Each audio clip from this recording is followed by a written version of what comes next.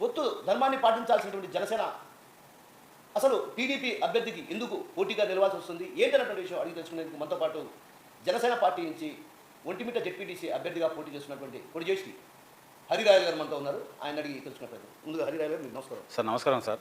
చెప్పండి, అసలు ఎందుకు రకంగా అన్ని చోట్ల పొత్తు ధర్మాన్ని పాటిస్తారు కానీ మీరెందుకు పోటీ చేస్తున్నారు? అంటే టీడీపీకి బీజేపీ జనసేన మూడు పార్టీలు కలిసి పోటీ చేస్తున్నాయి కదా, కాబట్టి మీకు ఇంకా టికెట్ ఖరారైన విషయం కూడా తెలియదు కదా, మీరు ఎట్లా పోటీ చేస్తారు?